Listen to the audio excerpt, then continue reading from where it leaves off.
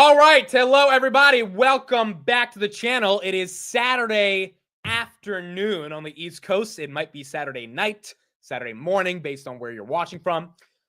We are here today for Options 201. Very excited to be doing this. I'll be with my good friend Jason, aka Paper Trades, and he will be walking us through a lot more analysis when it comes to understanding the psychology, the technicals, and the overall nuances of what it means to buy or sell an option. So quick little intro before we get Jason on stage, just to give an overview of kind of what we're going to be covering today, and then we'll get deep into it. Going to be about 2 hours. Want to make this very interactive. Going to take a lot of questions from the audience. I'm going to pause Jason at certain moments to like really double down on the issue, but the goal is for everyone, including myself, to have a much better and more sophisticated understanding of what it means when we think about even the concept of an option. So what was Options 101? It was a very high-level overview that I did a month ago towards what it means to buy a put, buy a call, sell a call, sell a put. I did not go very deep into theta, delta, what it means to be in the money, out of the money, the moneyness of a contract, the probability of contracts. It really was just like, what is the point of a call? You're kind of bullish on something if you're buying it, a little bit bearish if you're selling it. And what is the point of a put? You're a bit bearish if you're buying a put. You think the stock's going to go down. You're a bit more bullish if you're selling a put because you think the stock might go down, but not enough to your desired level, and you can collect some premium from that. What I did not discuss in Options 101 was like, how do you even know that selling a Tesla put at 225 for 30 days out makes sense? Right? What is the logic? What are the Greeks? How do we actually conceptualize what it means to sell or buy that option? And that's what Options 201 is primarily going to be about. So we are not going to talk about iron condors or butterflies or calendar spreads or call debit spreads. All of that will be in the subsequent episodes. Honestly, we can probably do like another 8 of these. I think I think this would be like a kind of a 10 episode series, and Jason will be helping us out for all of them. But this class today is not going to be about the most advanced, nuanced strategies on selling and buying options. It is getting deeper into what it means to decide that an option is worth pursuing. And so that's going to be the point of today. And as we get into 301, 401, then we can have Jason really get super deep and learn how to hedge with options, all that good stuff. But I think today's still going to be very valuable. If you know what a call is, you know what a put is, you know what it means to sell an option, buy an option. Today goes deeper into why and how you would make a decision on either buying or selling a different option. Cool. This is going to be fun. Let's get started. As always, we have to roll the intro for the man, the myth, the legend, Mr. Paper Gains.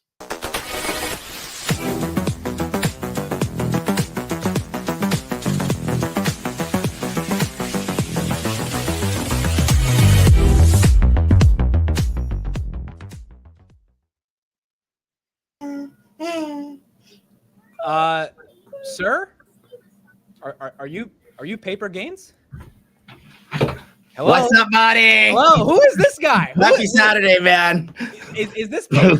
We got the kid in the house. We got the kiddo. We got the kiddo. But it is a Saturday, you know. I thought he was going to teach Apologies us. for where Miss Rachel in the background. But you know, it is what it is. I think this kid's All right, going to be buddy. worth a worth $1 Let billion. go. No. Dude, this kid's going to be worth $1 billion because you're going to teach him how to do options by the time he's 5, and All right, he's out. it's going to be great. All right. All right. My chair just broke. Guys, we set that up. We tried to. The kid was moving so much. Jason was like just trying to keep him in place, but Yeah. that was cute. That was great. All good, man. So yeah, guys, happy Saturday. We made it. We finally, you know, how many months in the making? I don't even know. It's like We're about 2 talking months. about. Yeah, it's about 2 months, but we're here. We're live. I'm excited. Yeah, we are. So where do you guys want to start? They're like leaps. Leaps on the baby. Dude, I love it. Dude, this chair is just like, it just busted on me. Oh no. Oh well. Just okay. Did Jason just run a marathon? Yeah, I was running around, ran over here, finally got here. But all right. So what we're gonna do, let me just get ready. You don't need to share yet, but so we do like an options course, if you will. Does that make sense? Get my drink. The kid is bouncing around. I feel very low today, so My chair just. I'll go lower with you. Look at that. This is so weird. I I feel swear you. to God, the hydraulics in this chair just busted. Yeah, no, you're a kid. He busted it out. All right. Explain options to me like I'm 5 years old. Oh, yeah. Do you not know that I have a mini fridge full of Red Bulls? Absolutely. Not Celsius, full of Red Bulls. So straddles, strangles. We will get to another one.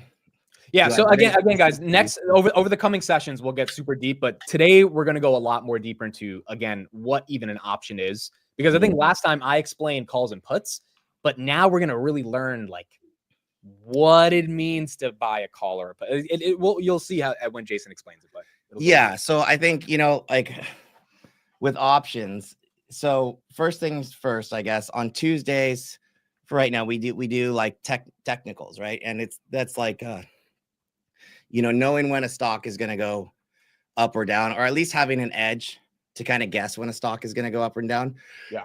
The problem is that with options, it's way more nuanced than that, right? Just knowing, okay, is the stock going to go up and down? Let me ask you guys, if a stock goes up and you buy a call, do you usually know how much you're going to make? Or do you have a general idea? Or do you do do you have any kind of estimation? Or more importantly, do you know how much you're going to lose? Yeah. And the truth of the matter is that most people are guessing.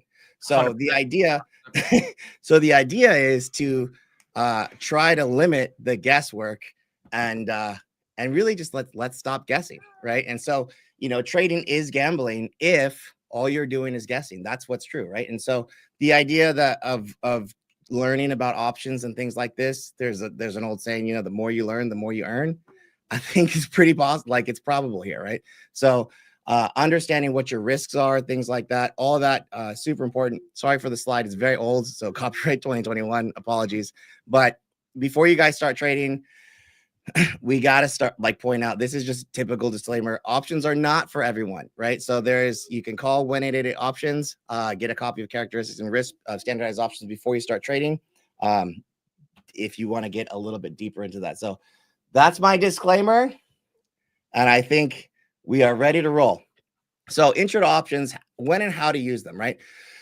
So the first question people is like, what is an option? And I think that Amit did a pretty good job, decent job of trying to explain what it is. The best way that I can do this, and you might be able to zoom in a little bit. And when we talked about options as a contract, so option contracts, right? And this is a little bit of a review from 101. But Amit, if you want to, can you describe what an option contract is? Yeah.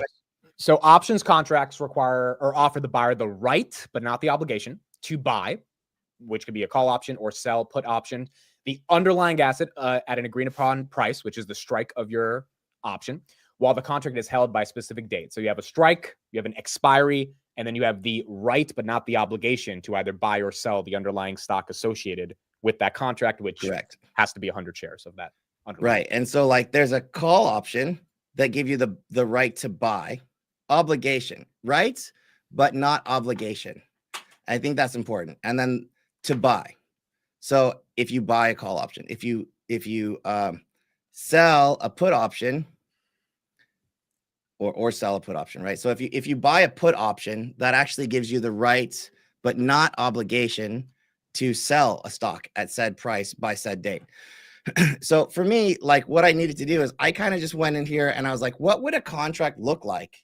Like if I literally drew up this contract, it would be a conditional sale agreement, right? And so if something happens, this is what it would be, right? And this is exactly what that contract would say. So each contract is going to be worth 100 shares, right? So when you see things and this, again, review, hopefully, but $1 call option, that's actually $100 because each option represents 100 shares of the company of the stock.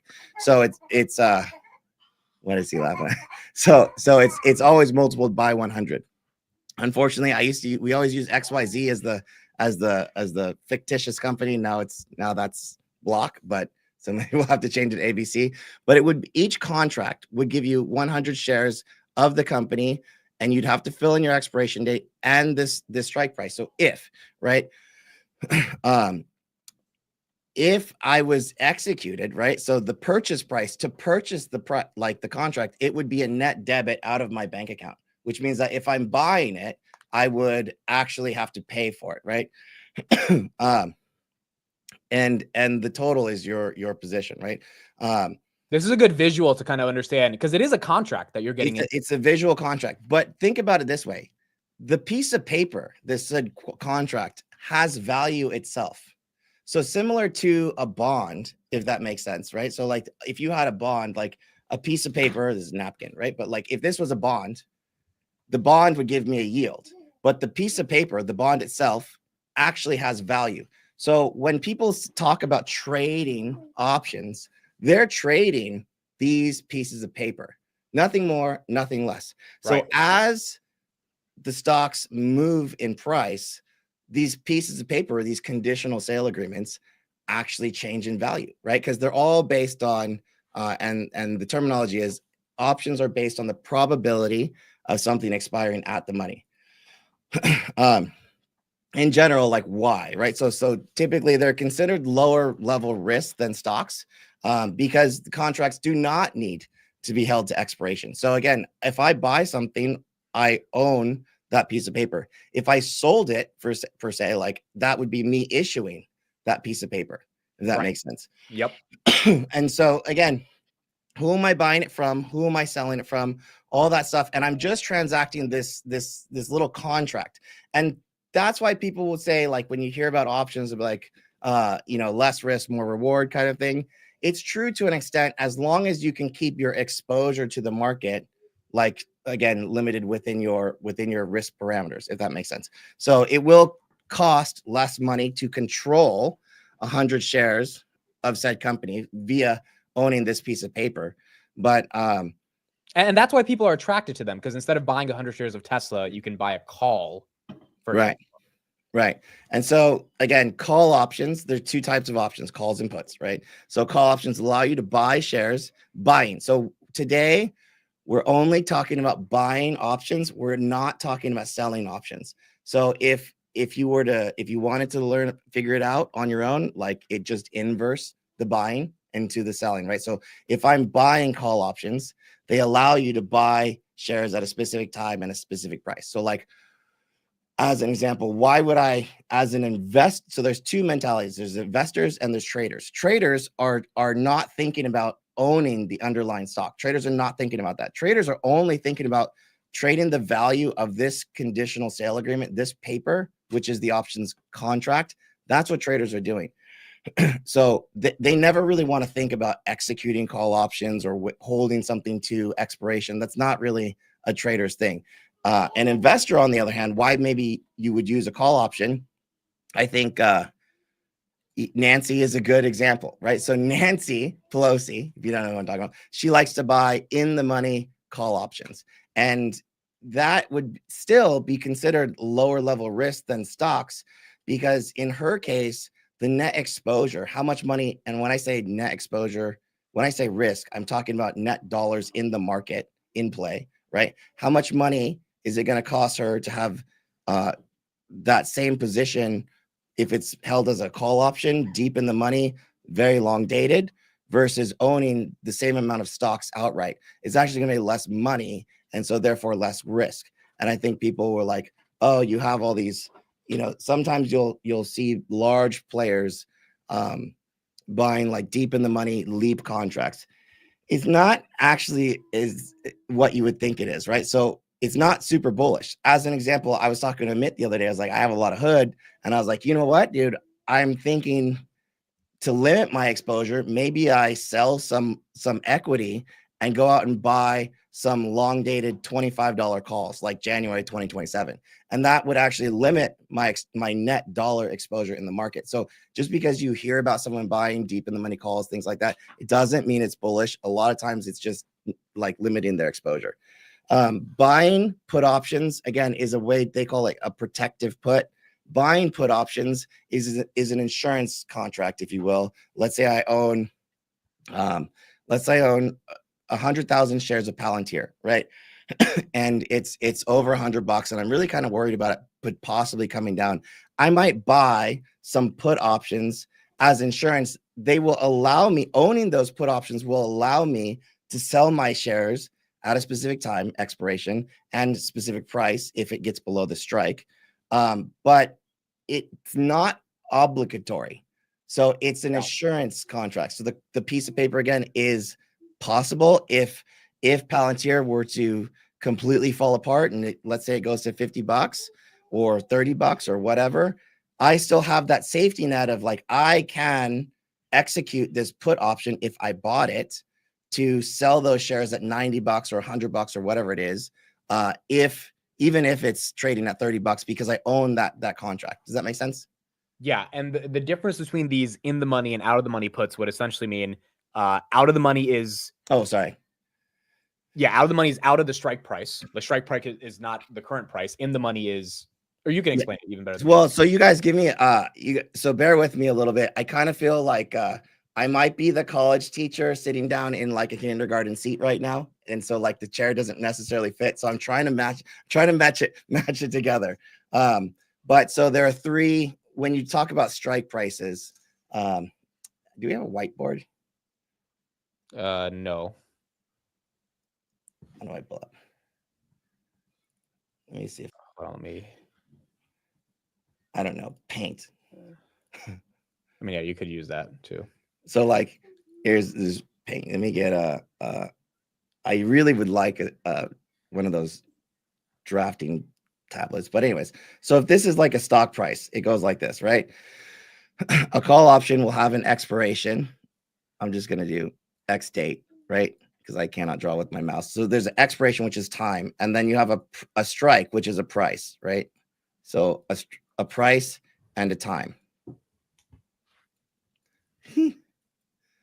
Please, that's really bad. I'm not a good drawer with a mouse. So, and this is your stock. So, and we'll get to this. I have slides on this too. But essentially you have an out of the money. You know what? I'm just going to go to a slide. Yeah, I think also you can just conceptually explain out of the money versus in the money. We don't need to. Out of the money is basically like higher than what the stock is trading now. So if Palantir, what's Palantir trading? $90, $91, $90, right? Out of the money option is something that's higher than $90. Yeah. And at the money option is exactly what the price is trading at today. That's $90. So it would be a $90 strike price, right? So again, if the strike price is here, that's how much the stock is trading at. And in the money option would be like $100 put. If Palantir is currently trading at $90, it's higher. If it's a put, it would be higher than $90.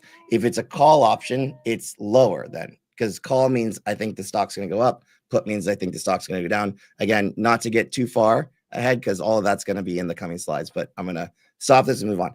I think most people start to think of like, okay, that's the basics, right? And we kind of talked about that. I think that was options 101, more or less.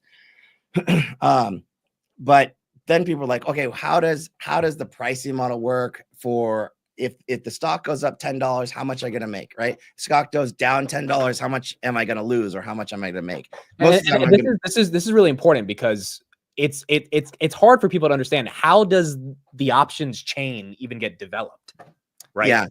Yeah. And so Nick's saying Robinhood app has all these drawings, right? And I think this is going to be a crucial piece, right? So there are theoretical models, and then there's what's real. And the models are general guides, but they are by and large completely incorrect, right? And we'll get into that later, but they're not accurate. So you cannot, it's like trust but verify to an extent. You can't rely on those, right? Because there are factors in this pricing model. So what happens is when you model things out, there are all these like little pieces of whatever that change, right? So an options contract is factored initially based on stock price, exercise price, all this kind of time to expiration, standard deviation of log returns. This is crucial, right? Standard deviation of log. This is actually all part of the model. But in the moment, when you buy an option contract, the moment assumes that the stock is always going to be that price, that most importantly, volatility or standard deviation is going to be exactly this all the time. Well, we know that's not true, right? And so as the environment changed, so does the pricing model. And at the end of the day, this is way too complicated to actually memorize. And I would go as far as to say, okay, even that is not where we want to go. So like I've tried to do this and I've tried to get like really like in the weeds. Because things move around too much, the variables, thank you, too many variables are constantly changing too often. It doesn't really work that way. Back to where we were talking about. So stocks go like 3 directions, right? And ideally, you know, if a stock is going up, right, you would think that you want to buy calls. You know, we talked about buying and selling things. If a stock is going up, you can sell puts, right? So in each of these instances, the green is going to be like what you should do. So if a stock is going up, you can buy, so green for purchase, calls, red for sell, or you can sell puts, either way, right? If stocks are going down, you can sell calls or you can buy puts, but stocks often go sideways. And more often than not, they end up going sideways. And in that instance, you want to sell calls, right? Or sell puts. So the thing about picking directional, so if I want to pick a direction in terms of, okay, I want to buy a call or I want to buy a put, in the 3 scenarios that stocks will go directionally, you're really only actually going to win in 2 of those scenarios when you buy calls or you buy puts, right? So this is a win. This is if I bought calls, this is a lose.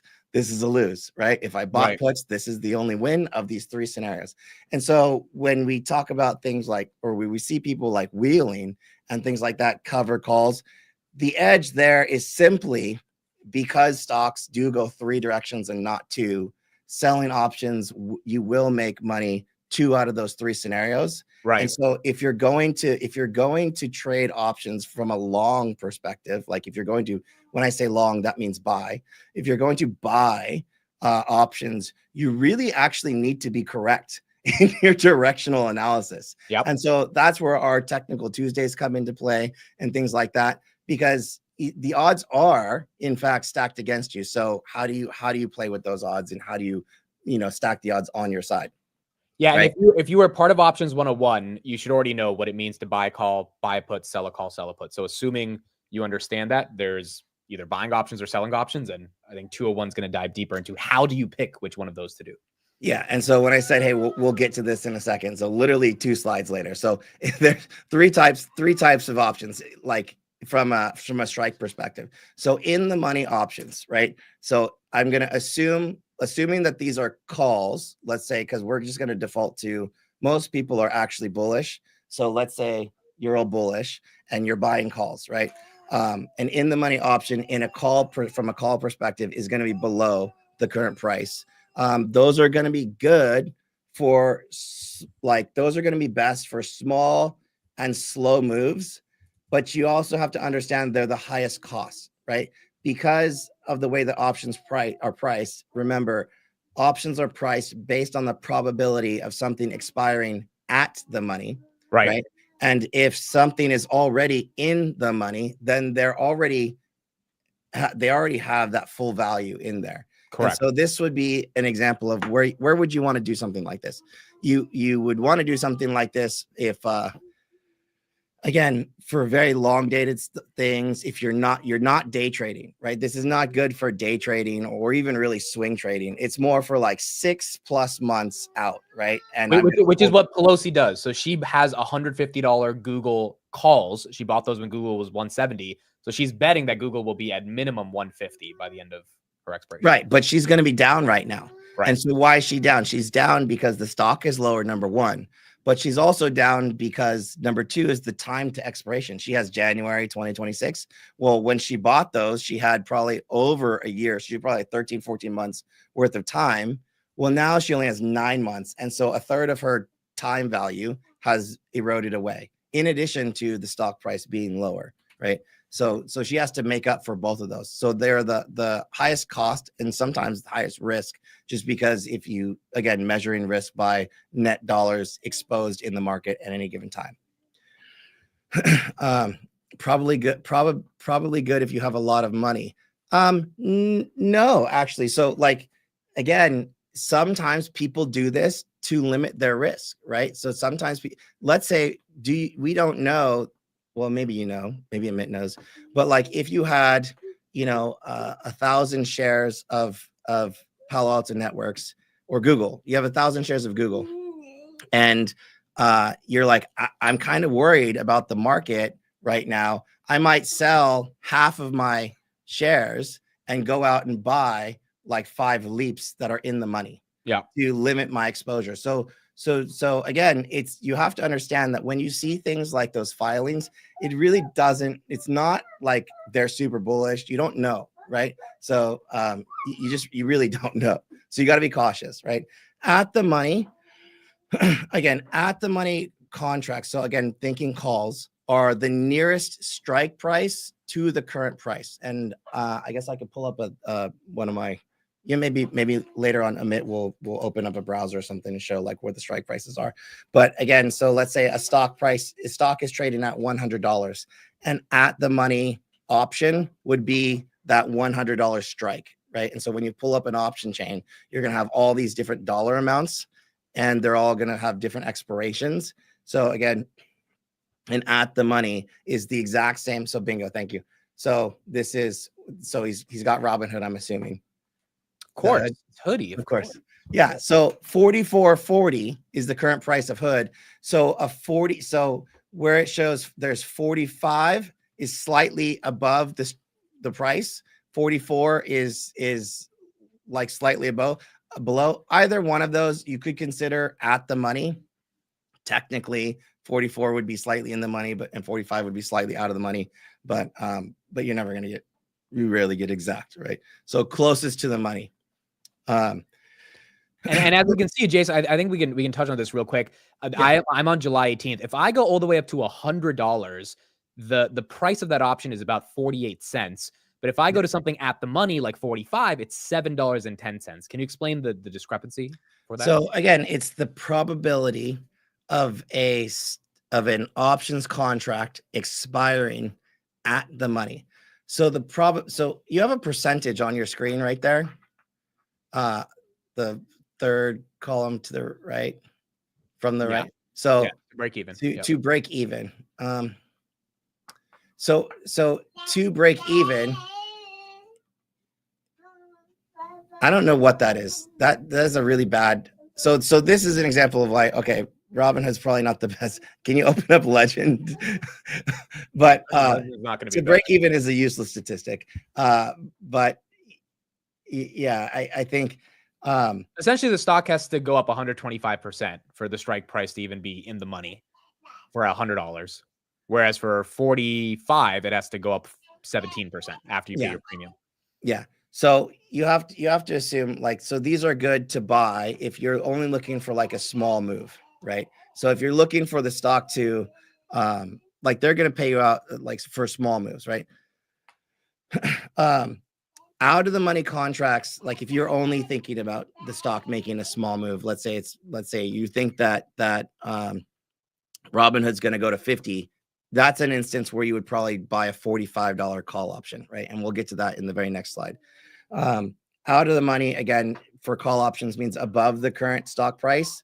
And you only really want to do these if you expect the stock to make a really large move. Can you hear him in the background? I'm sorry. We can, but I don't think you can tell him to be quiet. So he's just gonna be being the jolly kid forever. Come here. He's like 1 year old. I don't even know if he can understand me yet. But again, out of the money options, you really want to do that for very large moves. And they are the cheapest because they're the lowest probability, right? So going back to Amit's screen, it's, why is $100 call option so cheap compared to a $50 or $40, $45 call options? Because the probability is like, it's nil, right?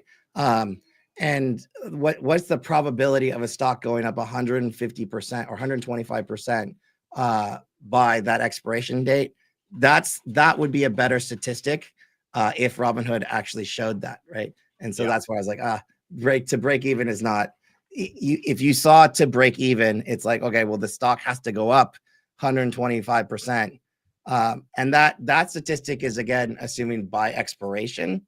So you have to consider, are you going to be holding that option through expiration or not? And most of the time it's not. So that's why I was saying most of the time you're not going to be holding through expiration, especially if you're trading. And that's why I was saying, okay, it's probably not the best, most useful statistic. So again, here's Apple. I'm assuming this is in 2021. Whenever I made this slide, it was trading at the time at $120, right? And so it was overvalued then. It was overvalued now. Well, it's like double that now. So at the time, so it's doubled in the last 5 years. That's good. At the time, this stock trading at $120, at 120 strike price would have been an at the money call or an at the money put. If I bought $125 strike, if it was a call, 125, that would be an out of the money call. But if I bought a $125 strike put, that would have been an in the money put because the stock price is below the put. Does that make sense? Yeah. Or reverse, right? 115 put, that would have been out of the money, but a 115 call, that would have been in the money. And we're just I just use, like, referred to ITM, in the money, at the money, out of the money. So ideally, and here's the next slide, which kind of gets to a MIT slide, right? So in general, when you pick these options, right, an in the money call option does have roughly about 75% probability of success because you don't need that big move. But for that slightly higher probability of success, you pay up a lot more. Does that make sense? And at the money options will all have about a 50% probability of success because it's kind of like a coin flip. You don't really know. Is it going to go up? Is it going to go down? Almost like gambling. It's priced in 50% in either way. And when I say it's priced in, it actually is reflected in the pricing, right? And an out of the money option, roughly 25% probability of success.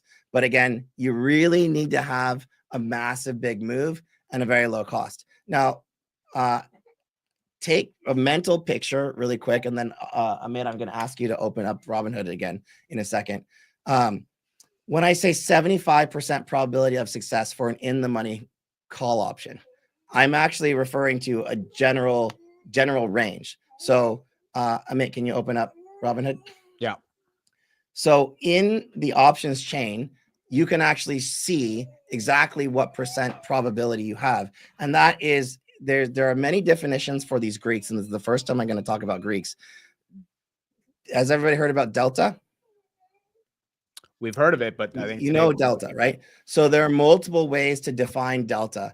This is the first way I'm going to give you to define delta, and that is as a probability of your success rate. Okay, so let's say that again. Let's say that. So for everyone here, so there are multiple ways to define delta, but the first and easiest way for you guys, for people that are just being introduced to options, I'm going to define delta as your probability of success if you were to buy this. Probably not. But what does success mean? Can we get deeper in that? Probability of making money. Okay. So delta, what I want you to do now is think of it as a percentage. So at the money, so in the money options, I said have roughly a 75% probability of success. So if I'm in the money option on Robinhood. In the money call option on Robinhood. Okay, so let's do 30 for September. Okay, that's deep, right? Deep. That's a delta of 0.85. 0.85. So that specific strike will have an 85% probability of being profitable, of being in the money. Does that make sense? Now, if you go up a little bit high, I said 75%, right? So usually the most I would really want to take is like a 75, try 33. Just guessing, 33, 35. 80%. So 35. 35. Boom. So that's going to be about 77. So that's about, honestly, as deep as I want to go, right? So 75% probability versus 80% probability. Is there a difference in the value for that? There actually is. So you could look at that as the bid or ask or the last trade. So this 77% probability option contract is trading at 13.50. If you wanted an option contract that was 85 or whatever it was, what was your first one? 30% probability or high or whatever. We could go to $30. Oh, you're going out of the money now? No, let's go to 40. No, that's still good. 44. That's 62. Yeah, we have to go out of the money for this. So well, you go wherever. Just go back to the first one that you chose, like way deep in the money. So the 30 one had an 85%. So an extra 10% probability is going to cost you roughly $300 more. Does that make sense? Yeah. So you can look at it that way, right? So, question on Delta. Is 100 is 1 the max score for Delta? 1 is the max. So when you think about it this way, probability you cannot be more than 100% probability, right? So you're never going to be at anything over 1. And at expiration, all options are going to expire as 1 or 0 because they either were 100% in the money or they were 0% in the money. There's never going to be anything other than 1 or 0. So understand, number one, that all options will expire at 1 or they will expire at 0. And so your probability of expiring in the money is exactly what's stated right here in the form of delta for this initial exposure.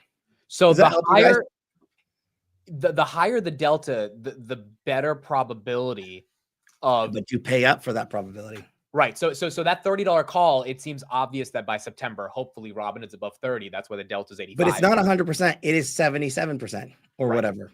But I'm paying a premium with for the option contract because the contract is pricing in all of that quote unquote guaranteed upside or lack of downside, I guess. It's not really guaranteed, right? It's like, so if you owned 100 shares, if you went out today and you bought 100 shares of Robinhood, right? That would be $4,400. So it's $4,400 to capture all the upside for 100 shares. But if you only want to, and this is another way of thinking about it, if you only want to capture the upside from $30 to wherever it goes, that is going to cost you whatever that strike price costs, $16. Right. So that's only going to cost you $16, but you're also saying it's not going to go below 30. Does that make sense? Yeah. Or anything under 30. Well, okay, fine. I'm out of the market at that point. But your net exposure was $4,400 for owning 100 shares or $1,600 for controlling 100 shares through that conditional sale agreement. Correct. So sticking on Delta for a bit, is this something you deeply care about when picking an option? I only care about it in this term, right? So, and that's because this is initial. Remember when I said there are too many variables really to just look at the Greeks once and think that they're going to stay the same, because they don't, right? If Robinhood's trading at $60, what do you think the probability of that $30 contract is going to be of expiring at the money? It's going to be really close to a 95 delta or 95% probability, right? So things change. Delta is only representative, for right here and now, right? In this one momentary snapshot in time. If Robinhood goes up $5, well, it all changes and it all goes out the window. And that's the problem with just looking at Greeks in the here and now. You have to understand how they're going to, it's about understanding how they change over time and how they change with the stock price, both two things. Right. And I've heard people look for a 0.3 delta. So when I go back to this screen, so 50% probability is at the money. Go back to your screen really quick. So at the money, 50% probability. All options, no matter how much time you buy, are going to have roughly a $50 or 50 delta, which again represents that probability. So it's $44. Go to a $45 call for me. 60 is our delta. 60. Go to a different expiration. Let's do November. Whatever expiration you want. 62. 62. 45. Let's go sooner in time, closer in time. Let's do May 2nd. 45 is 53. So they're all roughly about 50% probability. no matter how much time I buy, the only thing I'm going to get is just an itty bitty little bit more probability because of that time, but it's actually not a lot, right? So whether or not I bought a, give me a next week expiration $45 call. Delta is 0.46. So pretty close to 50. Yeah. Right? They're all very, so all at the money options actually should be trading around $50. The only thing that's slightly changing here is because of volatility. We'll get to that later, but volatility is actually making this change a little bit. Maybe we can try Palantir, but anyways, you don't have to go back and forth. That's the idea. We'll stay on Robinhood. Out of the money options, right, are 25% probability of success. So let's go to May 2nd and let's do 55. Yeah, 20% or 20. Yeah, so that's a 20 delta, right? And so that's representative of what I'm trying to explain here is like delta in a lot of ways is really just a representation of your probability of success, right? And to your question, I'm trying to open up Thinkorswim here. Sometimes it's a little bit slow on the weekends. It is one of the things I've heard of, though, that people look to first. I mean, there's a lot of other variables, but they want to make sure the probability, even though it's influenced by so many variables, is on their side, even if they have to pay a premium to get that high probability, or if they're going out of the money. So yeah, so to your question, I have to have a different brokerage pulled up. I don't know if I'm going to be able to because this is really taking forever.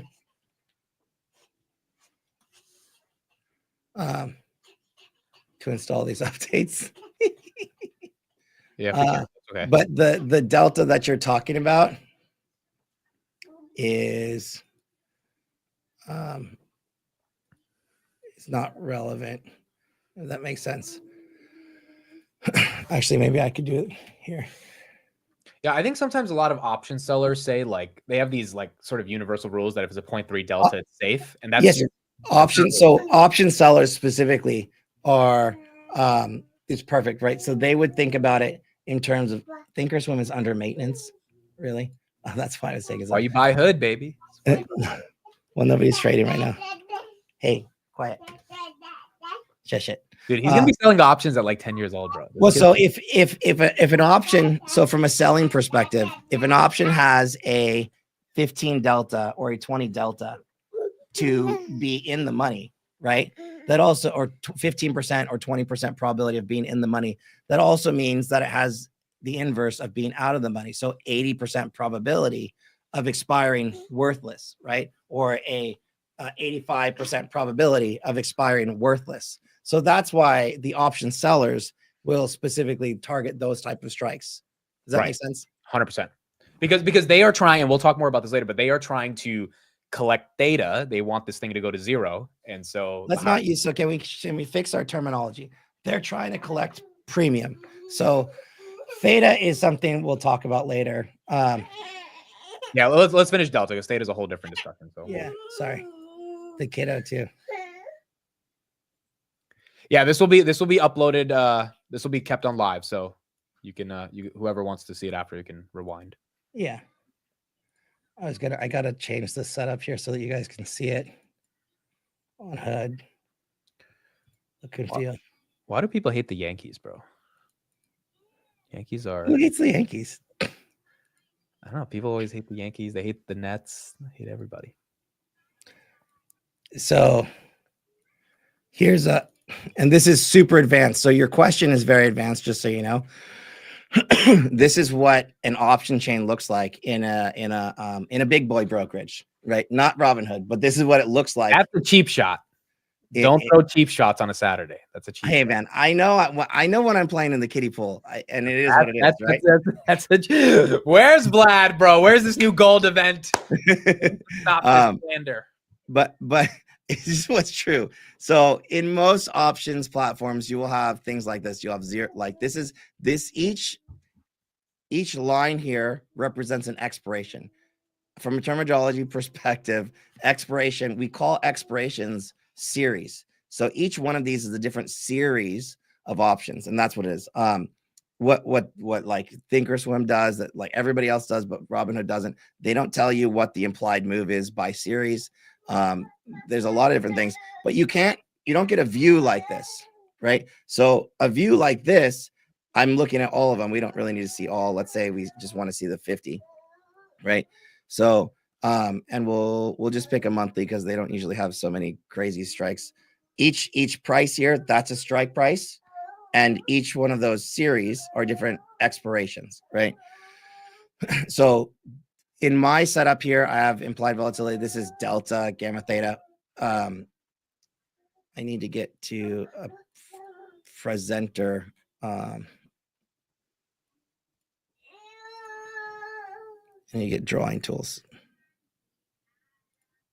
Pen. Oh, I can't draw right now. Well, if I could draw your delta here, this is 35, right about here, just under 50, 35. What they're talking about is convexity, and it's probably way more advanced. It is way too advanced for this class, but the rate of which delta expands. Let me just change this so we don't have all this stuff. Remove. Oops. You do want gamma.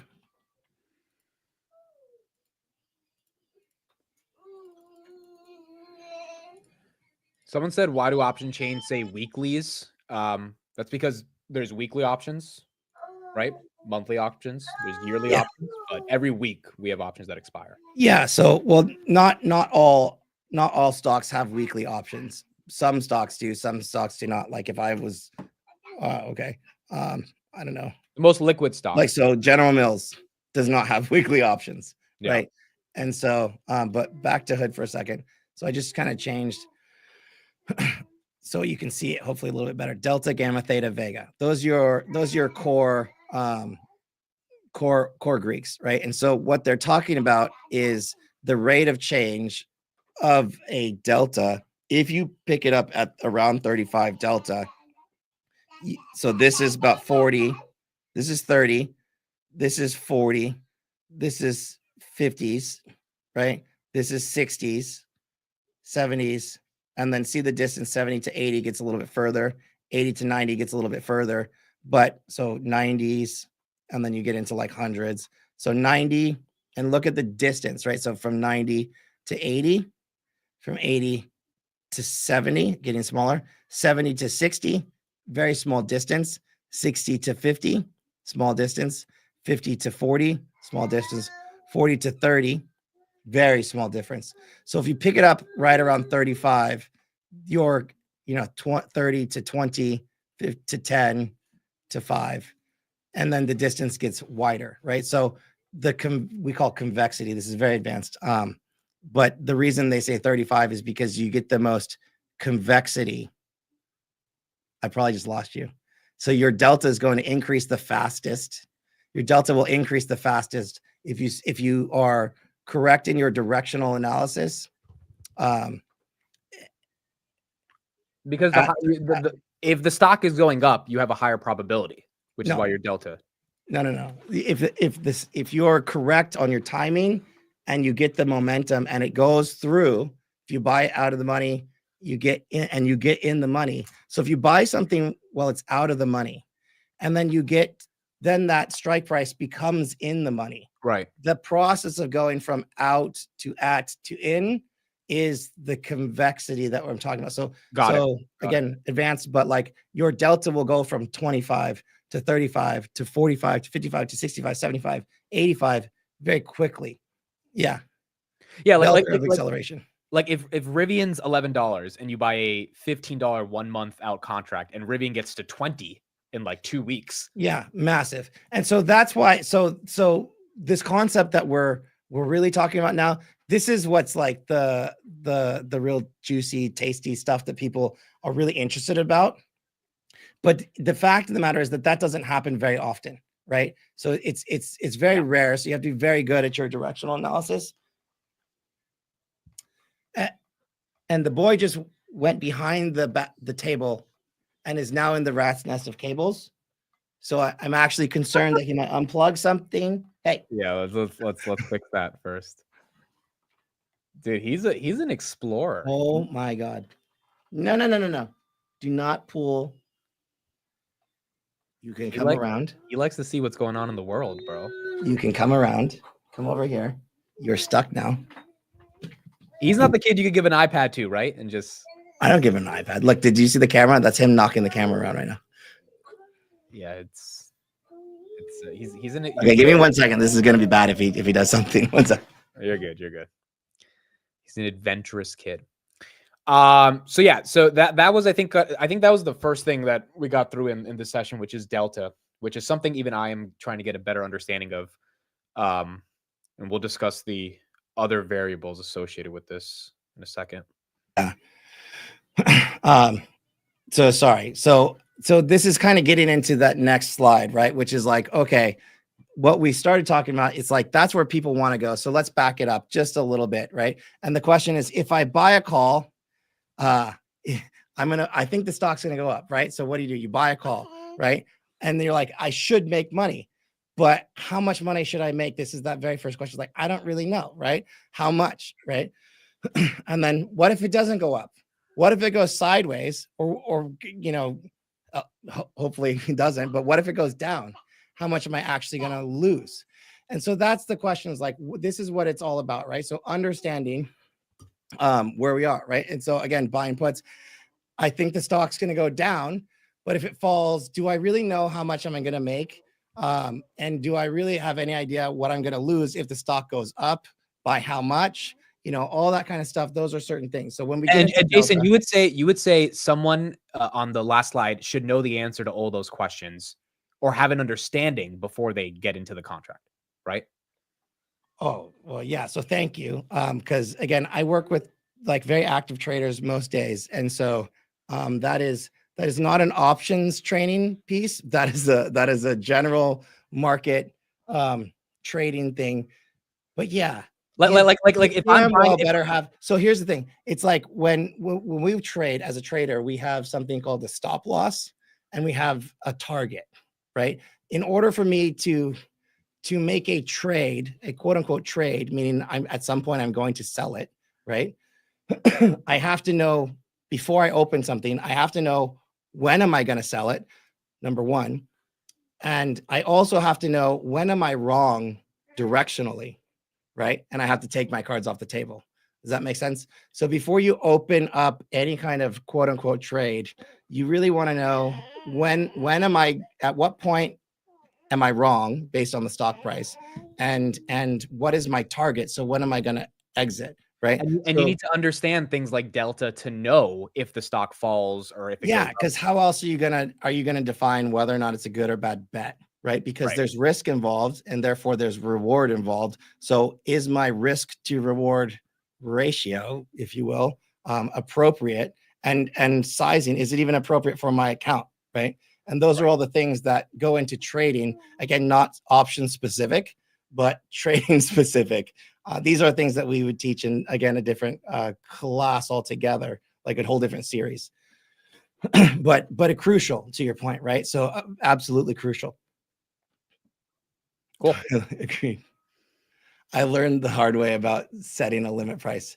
Yeah, I think, and the issue with setting a limit price also is like, okay, on an option, you can set a limit price. I think if you're dealing with like what Amit does with his spreads, he's super greedy, you guys. So he opens these spreads and he's too greedy and he thinks that he's gonna get it for like full value, right? With those, using all those graphs and doing all the stuff. And I'm like, yo, dude, it never actually gets to full value, not until it's actually expiration day. So you gotta be willing to take it a little bit early, right? And so you have an exit plan and you have an entry plan. You have a beginning, you have a middle, and most importantly, you have an end. Whether that's you were wrong and it's ended, or you were right and it's ended. But if you don't have an end, it's not a trade and you are definitively gambling. And you might as well pack another bullet in your hopium pipe, because that's all you're doing. Right. Okay, cool. How early? All right. Sorry. So that's kind of like a rant, but yeah, that's a trading thing. So how do we get there? How do we define like what is my price target? I might be able to say, okay, what's a realistic, we can use Robinhood, right? I think you and I both are looking at HUD potentially upside. So we need to know, do you want to do a real trade? I don't know. No, we could just you can just keep explaining it. This is better. We don't I have to. want to put. All right. Yeah, because we're just gonna get too deep into it. I'd rather. Okay. I want to keep it. You're right. So Delta, without a specific trade in mind. So Delta, again, I need to. How am I going to define like what my target is? I can have a target based on price of the underlying, but the option is a whole different story. Has anybody been in a situation where like you get the direction right, but you don't actually make money in options? I've been in that situation. I get the money right, but I don't actually make money. I did that with Tesla. I bought a call option a week out. It went up to my strike, but I didn't make money.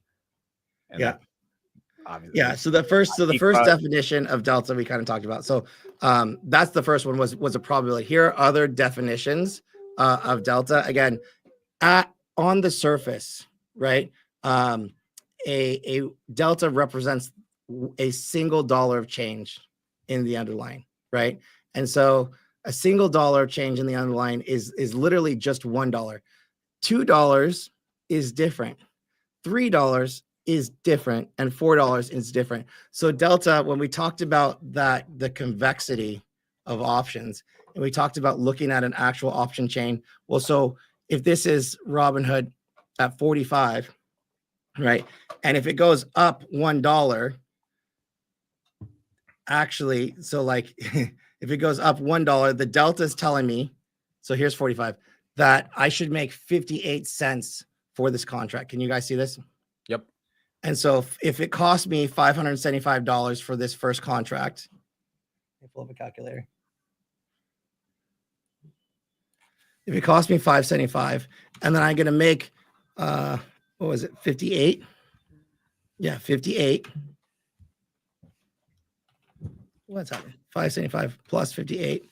It should be worth $633, theoretically, if nothing else changes. And that's if it happens right here, right now. If it takes a week to do that, then I have to subtract some of that time value and things like that. I'm just going through. Hey.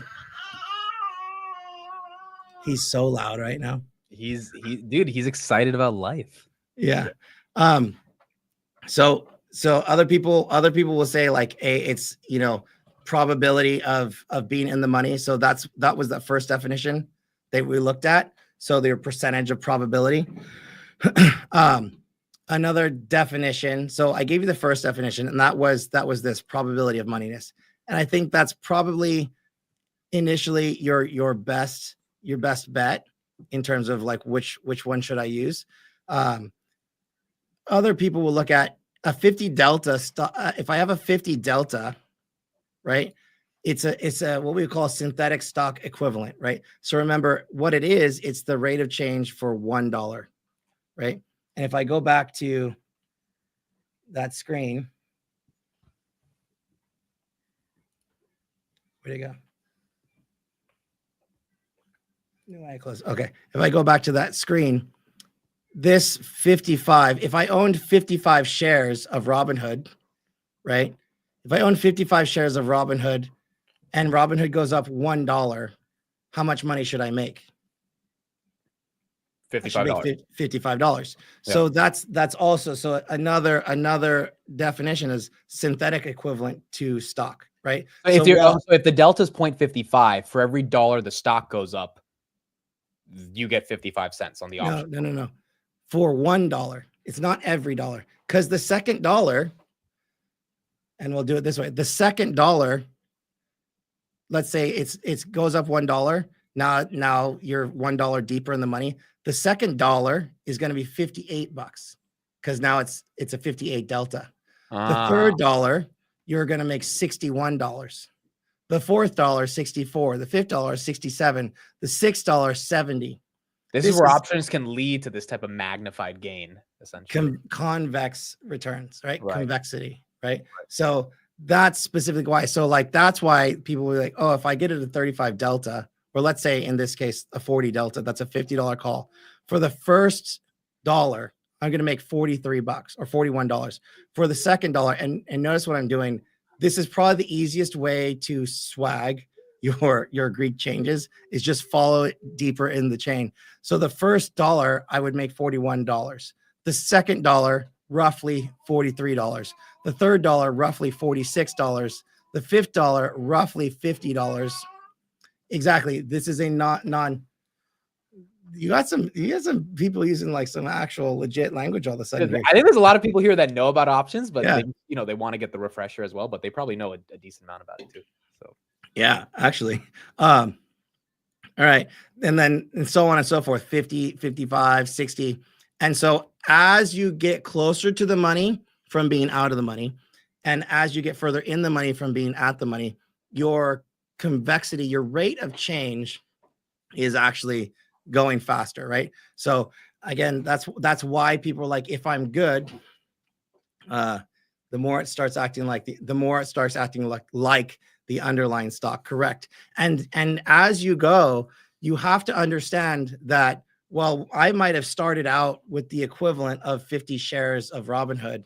That if I'm now in the money, I have probably more like the equivalent of 80 shares of Robinhood, and I need to manage accordingly, right? And so that's where people get a little bit like confused, right? Or like, oh, if the thing is, if I have an option that has a 90 delta, and so this is leveraging option convexity.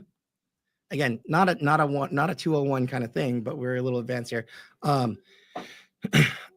Does it really make a whole lot of sense for me to hold on? Am I going to get any more convexity if I hold on longer than 90 delta? Well, the most I could ever be is 1, right? And even then, does that actually happen? No, it never happens. You can have a $12 call for May. It's a 99 delta. It's never actually 1 until it's expired, right? 98 delta, 97, right? Like these are all, so from $20 all the way down to $15 strikes, they're all the same delta. There's no added benefit to holding from $20 from a $20 strike down to a $15 strike. So again, this is what happens to a lot of people, specifically like maybe even Robinhood shareholders, Robinhood Leap holders, Palantir Leap holders. You open something out of the money and you get this massive gain to be at the money and then eventually in the money. Your delta has now gone from 50 or 35 all the way up to 90, and you're holding it. And you're wondering here, why am I not getting the same type of returns? Because it's acting like your return curve was very fast and aggressive at the beginning when your delta was increasing from 30 to 50, from 50 to 80. But after 80, and that's the magic number, after 80, you're not getting any incremental gains from holding that call option longer. Does that make sense? Yeah. It's no longer giving you that convex return. And so I would say for the most part, $80 is really like the most that I would really want to hold, or 80 delta is pretty much the max, right? Anything over 80, what I'll typically say to do is look at rolling back up, right? Can I close my $80 delta and then maybe go up to a 50 delta again, or a 70 delta, and at least continue to capture a little bit of that convexity. Again, so this is a little bit older example. I haven't redone this in a long time, but we honestly, we just did this exact exercise. So this is just duplicated effort. But this was Apple trading at, again, at the time, this was $119. So call it 120. If I buy $120 strike here for 280 at the money, right? The stock moves from 120 up to 121. I've added 51 delta. So exact same exercise, right? The new value of my call option has gone from 280 to 331 in this example, right? But remember, what we own is that conditional sale agreement, right? Right. We don't own the stocks themselves. And so this right here is actually where the options thing is like, oh my God, once I understand this for a second. So yes, it's $50. My call options went from 280 now to 331, right? But that's an increase of 18% on my investment. If my investment is the option itself, like that sale agreement, that's not anything close to if I owned the stocks, right? So if I owned 100 shares of Apple or 100 shares of Robinhood, that would have been, let's say Robinhood, $45. That would have been $4,500, and I would have gotten paid $50, right, for that $1 move. So it's like not even 1%. No, I don't even know what percent. It's a very minuscule, teeny tiny percentage. But this is kind of like where options come in, and I always think of it as like they're like the great equalizer, right? I did not have to risk many dollars in order to make that type of return. And I think this right here is definitively what gets people interested. So I'll just do the converse, right? Because on this slide, so if we went like, let's say we wanted it to go down, so we buy $200, we go just slightly, so 119 puts. This trading at 119.98. Let's say we bought 119 puts. They're at $238 a bit or a piece. Let's say we just buy one, right? That specific one has a delta, right, of 44. So I should get an extra $44 on my $238. Oh, I went backwards. Damn it. On my call option. Let's say, okay, so this was bad. Let me do this. I didn't know I had a bad slide. So it would have been 238 plus 44 if I got the direction right. That would have been 282 for my value, and it would have been 44 divided by 238. That would have been another 18%, 18% gain. So in this instance, let's say if the stock goes from 120, that's what it was, from 120 to 121, because I bought a put, it goes against me. Right. So this goes against me, and I have a 44 delta. Then the contract is going to be worth 194. So this is your risk for that first dollar. Do not get tied up here. Where's my calculator go? So that's 194. If I lose 44 divided by 238, in that instance, I lost 18.5%. So I risk smaller net dollars, but the percentage gain is pretty much equivalent, right, in either direction. And the stock moving from 120 to 121 is not an 18% move, but in the option contract, it could be. Yeah, absolutely. Yeah. Right. So this is what we do. So in most trading, so if you're trading, and the problem is, I think for most people, they'll buy one, and this is what I hear a lot, right? They buy one contract. I don't know why, but they buy, like, well, you don't do it, like one contract, right? And then this is Apple. They get that same return, 120 to 121. You get a $50. It's great. It's 18% return, right?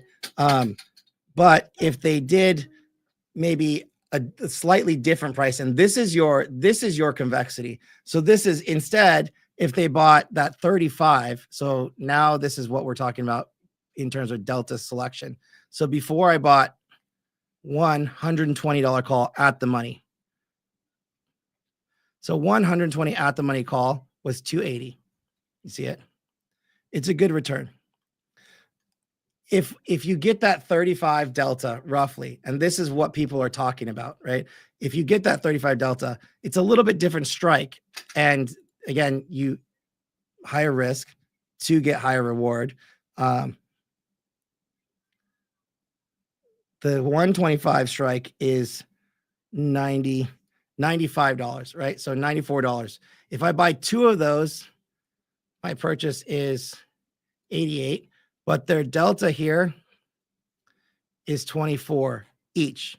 If I own 2 125s at a 24 delta a piece, my net delta here is actually 48. I get a 48 delta for the cost of $188. And this is what they're talking about, right? Versus paying $280 for a 51 delta. So this is why traders will like this. If I got that same $1 return, then I would add 48 delta, then my net value would be here. This is convexity. It's using less capital to get a higher rate of return in the same move that it would take a significantly more magnified amount of capital, but the risk obviously is higher because it has expiration, strikes, etc. Yeah. So this is understanding options and how they work. So again, this is trading, to be very specific, right? So this is trading. This is not investing, right? So when I'm trading, I really want to have less money at risk in the market at any given point in time, right? Yeah. If I knew your basic options person can go out there and look, okay, 50 delta, it is a 50% probability if I just look at that outright. But now I have different definitions of delta, right?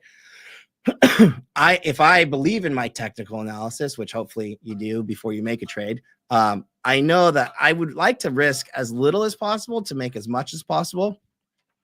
And depending on how long, based on my technicals, I think something will take to get to a certain point, that becomes the bigger focus, right? So when we are talking about on Technical Tuesday, when we're talking about stocks making moves from point A to point B, I'm usually talking about very medium term moves and I'm focusing, for me personally, on areas where I see on the charts I can actually get a lot of velocity, which equates to volatility. I can get a rapid price movement in a very short period of time. That's what a trader is really looking for, because I want to risk less money and I want to get the same move, but how can I leverage the option chains and understanding the Greeks specifically to risk the least amount of possible, but make equivalent to more while managing my net exposure in the market. This is just one way. And this is one that you'll see like a lot of day traders or very, very short-term swing traders. When I say short-term swing traders, they're talking about week to week, and that's it. But hopefully, does this help you guys? I'm a little cautious, to be honest, Amit, because I'm thinking about this and we're going through the slides. I'm like, I know that you really need to be good at technicals to leverage something like this. Yeah, but what I think, and people might have to listen to this a couple times to really understand it, but what you're talking about is a conceptual framework on how to even understand the point of buying or selling an option from a probabilistic perspective in this context of delta. And regardless of if you're trading or investing, that framework is so much better than just buying a leap because you think the stock's going to go up. Oh, yeah. So this is a completely different paradigm, right? Yeah. So the paradigm here is like that of a poker player. And I am definitively looking at my probabilities and statistical edges to make a trade. I'm not packing the hopium pipe, right? Like I'm not doing any of that. And I'm not buying leaps and hoping that it all works out with no idea. There's a mathematical formula to the best that you can use to try to understand risk and reward, which is how most sophisticated option traders should think of it. Well, if you're going to trade options and you're not thinking this way, you should not be trading options. Yeah. I'm going to leave it there. It's as simple as that, because if you're not doing that, you're doing yourself a disservice, and you'd probably be better off doing just shares, quite frankly. And so I think, this is understanding what delta is, how it represents your rate of return, understanding a little bit of convexity, which we will get into in later maybe even today, depending on how late we go. But that's the first piece. So that's directional analysis. If I get this correct, then I can get this return. That's so that was delta. Theta. Now this is another that's direction, right? So direction, if the price moves. But the problem is, again, because options are based on the probability of something expiring at the money, I have to factor time, right? And so let's say a lot of people feel like this. You get the move. So what do I do now? Especially for people in leaps, right? You get the move. You have to think of, is it worth it for me to sit here and hold? And so how do I really factor that type of risk, right? Like I have to understand that options pricing, we call it the premiums. Premiums decrease as time passes. This is known as time decay or theta, right? In an options chain, I can go back to the options chain. When I have theta up here, so theta as a number in an option chain, so you guys know, so just like delta changes every day, delta changes from minute to minute, delta changes from hour to hour, right? Because stock prices don't just stay there. That's not how it works. So theta also changes from day to day. So theta represents a 24-hour period in a dollar term. So if this $45 call has a 55 delta, but I want to hold it for 5 days, right? The first day and only the first day, this delta or that contract will just decrease by 5 cents right here, theta, for the first day. The second day, it's actually going to be different. The third day, it's going to be different again. The fourth day, it's going to be different again. So from a day-to-day perspective, when you look at theta, that's what that represents. So kind of, could I summarize it could I simplify it as theta is the amount of value the contract loses per day? Yes. But I think the defining factor here that I want to use is that it's a representative of a daily decay, right? Like the fire burning out. Yeah. So you have to get to your price target within a certain time. But think about it this way. You don't really have till expiration. You really don't, right? You need to get to your target way before your expiration. Why? Why does the stock need to get to your strike before the contract expires? So let's go to Robinhood. This is April 26th, right? I think it's going to get to $50. Amit texted me last night, you guys, and he's like, I am positive that this event is going to push Robinhood back to $50. And I'm like, cool. And this is what most people do. Hold on. I did not say that. People are going to believe you. Yes, you did. I have my text right here. Did not say do I need to pull this up? Goodness. No, they're going to see the grind. All right, he didn't say that. but most people will go out there, especially newer traders, and they'll be like, oh, I'm going to nail the target, right? And I'm going to buy. So definitely the kid just, he smells right now. So I think something happened. You little pooper. Actually. Do you have to change some diapers? Do we need to take a 5-minute intervention? I told him he was not allowed to do this during the show and he didn't listen. If you need 5 minutes, I can summarize some stuff. No. So April, so March, so this is the problem. So Amit told me, you guys, that by the end of the month, we're gonna be at $50 after this gold event, right? And so a rookie goes out there and goes, okay, March 28th, right? That's the end of the month. It's gonna be $50. They go out and they buy this $50 call option, right? Because they're gonna nail the price and the time. Yep. Don't freaking do that. Right? This is the exact situation where you can be right. That's not what happened.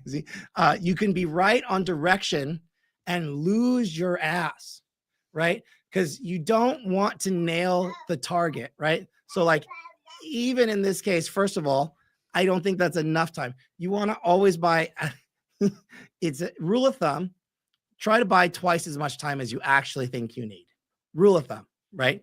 Twice as much time as I actually think. Because even if Hood gets to 50 by March 28th, I'm going to get crushed on other parts of the contract. Well, so no. So remember, all option contracts, and this is what people forget. We already talked about it. All option contracts will expire at 1 or 0, right? So if Hood gets to $49.99. How much is this contract going to be worth? $50 strike. What's the delta that will expire at? 1. $49.99. Zero. Zero. Yeah. Zero. And how much is that going to be worth? Zero.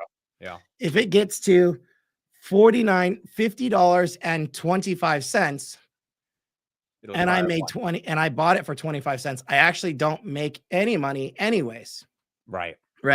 And that's if I held it. Now, let's say I bought it today with 6 days to expiration, and you know what? It goes down $4.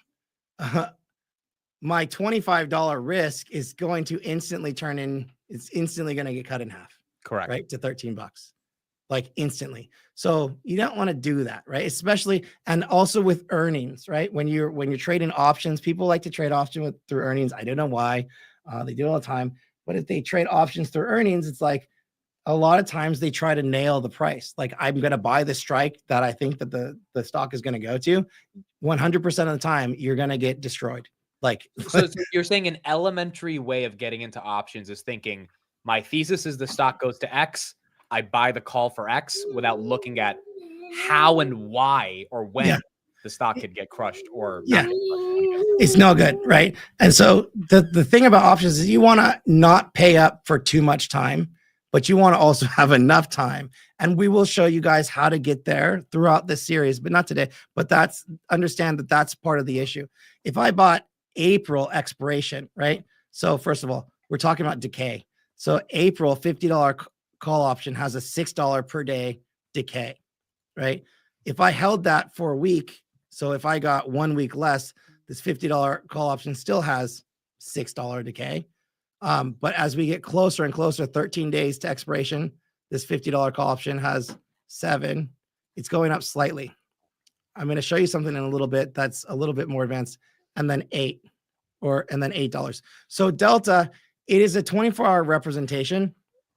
It shouldn't actually be something that defines your trade logic initially, but time to get there, we're going to do something maybe a little bit different that you guys don't see, but there's another factor that I just want to touch on, and then we'll move on. But there's something called charm, which is probably one of the most important Greeks that nobody ever talks about. And it's not on this slide deck, but it will be on the next one. Charm is a Greek that actually represents delta decay. Do you guys know that delta decays itself, not just the option, but all Greeks actually decay? So what I wanted to show you is, like, let's say you go out to May. This May $50 call has a 40 delta. Do you see that? Yeah. The theta is still $5. June, $50 call, 45 delta, $4 decay, right? Let's go to, I want to be able to show multiples in here. All right. So here's June. We might be able to get July in the same screen. So a July $50 call, 48 delta. It's weird, right? Small decay. It's not a lot of decay. Yeah. And this is what people will think. Oh, I got enough. So this concept that I'm going to explain here is kind of what kills me. People say, I have time. I bought time on my option, right? Well, did you really? Let's see, right? So a $50, because they're looking at theta, right? And they're like, oh, $3 a day. But what's really true is that delta itself decays, and it really decays faster the slower moving, if your underline is very slow moving. Right. 30 days less. I hold it for 30 days. 30 days, I factored my theta. It's all good. And it's not accelerating much. It's now $4 a day, $50 call option. But my delta went from 48 to 45 now. So why did that happen? The stock didn't move at all. I hold another 30 days. It's from 50. Theta's still pretty, it's starting to come up a little bit, but my delta went down another 10%. 10% I lost on Delta. This is called Delta decay. This is very real. I hold it another 30 days. I go from 50. Theta's slowly starting to creep up. I need to get more strikes here. Theta's slowly starting to creep up. But my Delta goes from same $50 strike, right? My Delta goes from 40 to 30. I just lost 20% of Delta. Did you know that that happens? But Theta is the same. So Delta itself decays. And people need to understand that this is a big misunderstanding. But even if you're buying time, if your Delta's decaying at a rapid pace, you're screwed. Delta decays. Delta decays faster with highly volatile stocks as well. Currently, the options chain is probably, I can look at this, but probably assuming that Robinhood is pretty volatile because it just got cut in half and then it just rallied 30%, 25%, almost 30% from the lows within the span of 2 weeks. So quite frankly, the options chain thinks that Robinhood will go down 50% because it thinks, so the option chain, the pricing model thinks that Robinhood typically goes down 50% and then back up 30% within the course of 2 weeks. That's what's priced in right now. So like, you got to think about this. This is a little crazy. Is that really something that I want to get into? I don't know. But these are factors that people really don't think about before they're going in to buy options. So, okay. So can we back up a little bit and can I ask you a high level question on selling options? When people say they're Theta gang, right? And they're collecting Theta when they sell an option, what does that mean? And why is that valuable to selling puts or calls? Theta gang. So so repeat the question again. What role does Theta have as a seller of options? Why do I care about it if I'm selling options? I don't. I think that it's easy for people to say that it's Theta. Like if I'm selling a $40 put on Hood, why do I care? Do I care about the Theta of that contract? No, you shouldn't, right? Like, well, you can, and that's so where I'm going with this is that most people do, but I don't. But that's not actually what's most important. What's important is the combination of multiple factors. It's the first thing that people learn. Is the easiest thing to learn, but I wanted to be able to give you guys a little bit of what academically people will learn in options, but also at the same time tell you what's true. And so academically, it is the first thing. I say academic. It's technically the first thing that people learn because it's the easiest to quantify. But this right here is where I would really set your bar, is that this is, when I say decay, I'm going to start talking about time decay. And so when Theta is just time, but I would want to quantify the decay as the holistic decay, whether it's volatility coming down or charm or the decay of Delta or Theta. You want to look at it as all those three things together. Does that make sense? So Theta but before you give me the amalgamation of those three things, can you give me why people academically look at Theta first when selling an option? I only think the rookies do. Okay, so why? Why do the rookies do? Because it's the easiest thing to look on a chart, right? But you say it's the easiest because they're like, oh, if I'm collecting 10 cents a day, then I know by the end of these 30 days I should have collected what I needed. Yes, essentially, and that's how they make this. It's simple. It's a simple. So, that's accurate, right? And so they can look at that when you add up into like your monitor tab or something like that, or whatever. If you have a tab created in Robinhood Legend and you want to monitor a position as a whole, right? Each one of these will pay you X amount of dollars per day. Then you could total that up and be like, every day, if I just hold this position, then I'll make X amount of dollars per day. Right. The problem with that is that it doesn't take into account volatility, because the markets change, right? So like we'll see TJ up, $100,000 a day sometimes, but on his bad days, he's down $750,000, right? And so those are things like, yeah, technically his Theta said he would make 50 grand a day. And if he got it directionally right, he maybe makes 100 grand a day. But if he gets it directionally wrong, he's not getting his 50 grand. He's losing 700 grand per day. Yeah. Does that make sense? Yep. So where I was going with this, I think is there's a sweet spot, and I don't know if you caught it or not, but the sweet spot is about 42 days to expiration. So if you're going to sell options, my recommendation here, and I think we are just now entering a point in the market where it's very. I wasn't a seller of options. There have been times in my career where I've been a net seller of options, but I try to shift with the market. I'm saying here now, this is probably one of those opportunities because we'll probably chop for a little while. But when I do that, there's a very strategic way to do that. Is that I don't necessarily want to go. This is for income. I don't want to go, 100 days out and start selling things, and I don't want to go just weeklies because I could be wrong really quick. But for so when you look at this, there's something that says DTE. That means days to expiration. Yeah. And so it's represented here on this Thinkorswim. I don't know if you noticed it or not, but as we got from 120 days to expiration, we were 48. Then we got to 90 days to expiration, we got 45. I'm saying that the sweet spot is about 40 days to expiration at 50 days. So from 90 to 55, this has come down about four delta, right? From 55 to 26, you have all of a sudden a 25% decrease in delta. So every Thursday,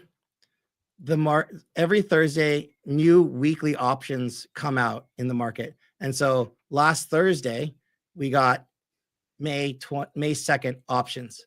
That was last Thursday was the first day that this option series was opened and able to trade. So this happens every single Thursday. What I'm saying is that at the 42 day to expiration point, right? That's the first weekly expiration available. I think this is the curve that you should look at your net decay.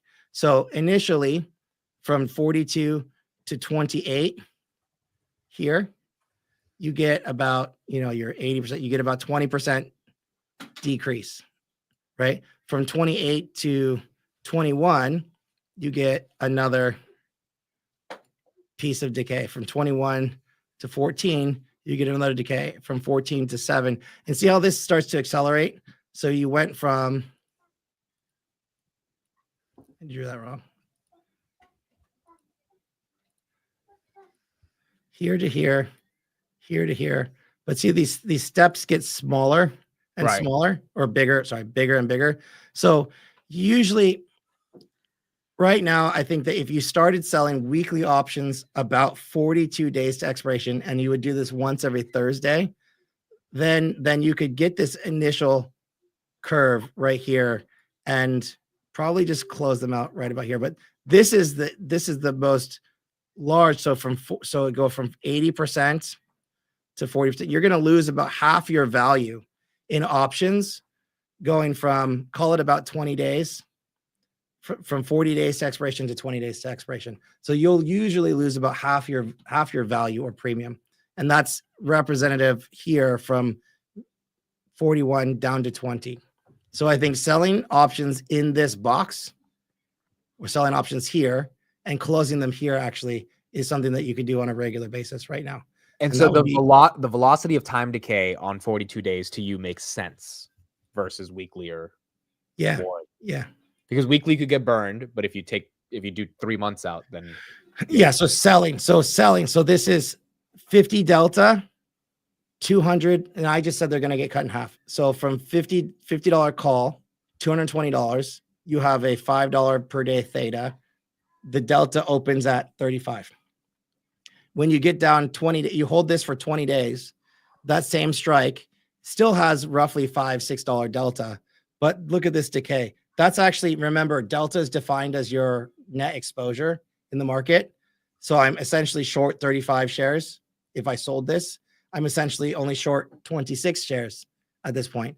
The value of that bet has gone from $220 to $110 in 20 days time. So this is your sweet spot on the option chain to actually sell for income. And this rate of decay between 40 and 20 days is I think what you should be looking at. And that's where you're going to get your most sauce.